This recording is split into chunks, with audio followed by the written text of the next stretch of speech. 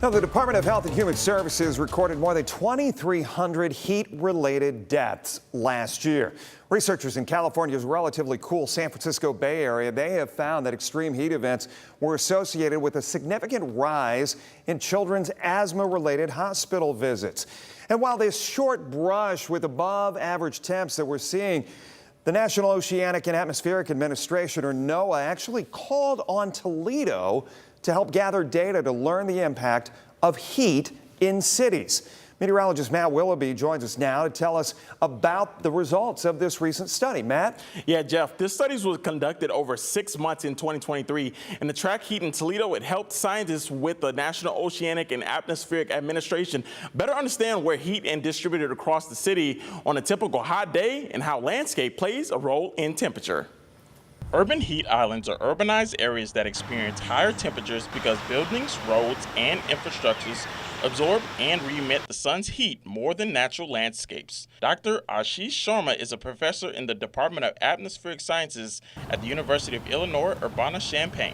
It's a very localized phenomena over urban areas, but when it interacts with large-scale climate flow dynamics, then the impacts may be muted or may be aggravated. For example, when you have regional patterns like a heat wave. The results of the study show built-up areas in Toledo with unshaded parking lots appear to concentrate the heat throughout the day, pointing to the downtown area.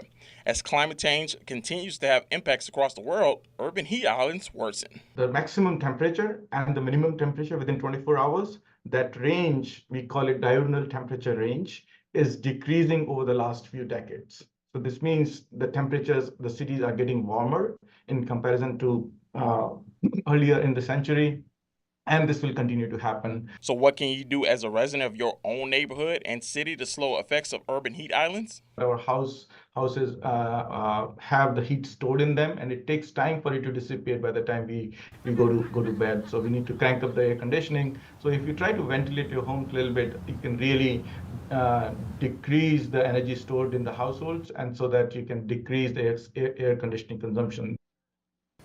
Now, the city at least issues a combat of pledging over planting at least 10,000 trees over the next few years to help reduce the heat concentration and bring down effects of elevated temperatures in that area. And this is the study that we have seen during the morning. You did see those warmer temperatures along the lake and some of these areas throughout the afternoon. You see those little blue spots? Well, that's actually the park and wooded areas. And also during the evening, you see some of those areas more out in the Oregon area, much cooler. And to break that down by each temperature, during that day where they did that reading, they saw downtown temperatures were at 89 degrees, but parks and wooded areas were at 78 degrees. And that's definitely a sign of downtown Toledo and the city of Toledo seeing that urban heat island. Reporting in studio, I'm meteorologist Matt Willoughby for WTOL 11.